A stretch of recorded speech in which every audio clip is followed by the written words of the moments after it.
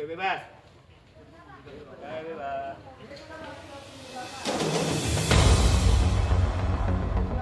Kita masuk lewat pintu tengah.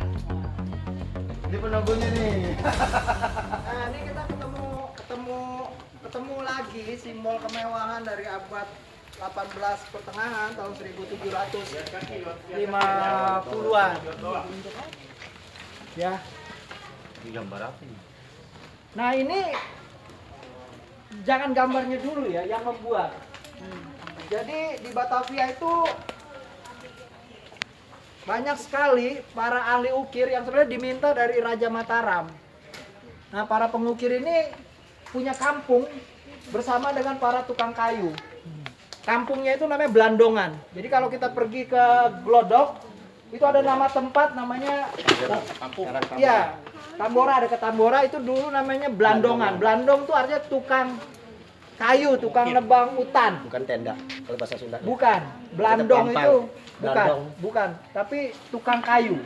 Nah, termasuk di dalam. Jadi itu syarat pertama yang selalu diminta selain beras oleh company kalau bantu Mataram, maka tukang kayu. Nah, jadi ini dikerjakan oleh tukang kayu Jawa untuk gambar motif-motif yang paling apa ya? Paling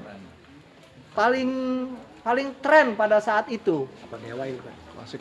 Enggak, ini bukan dewa. Kebanyakan mereka itu yang digambar adalah kalau enggak Dewi Perniagaan, ya. Keberuntungan itu dia bangun bentuk-bentuk bayi-bayi atau anak-anak kecil sebagai simbol benih sebenarnya, pertumbuhan. Nah, sebenarnya rumah ini bisa kita konsepin juga sebagai konsep benih sih, karena dia benih sebuah kota, hutan dibuka, rumah ini menjadi benih, dan dari rumah ini kemudian kota berkembang kiri dan kanan secara luas. Kalau kita lihat gedung begini nih, dan kita nggak peduli, itu berarti hati ente, jiwa ente lagi kurang sehat. Maka kawan-kawan yang datang ke sini nih, dari berbagai komunitas, itu adalah memiliki kepedulian yang luar biasa terhadap kekayaan yang ada, yang harusnya kita miliki. Nah, oleh karena itu penting kita jalan-jalan seperti ini, dan semakin kita mengenali siapa kita, dan semakin kita tahu kekayaan kita itu seperti apa.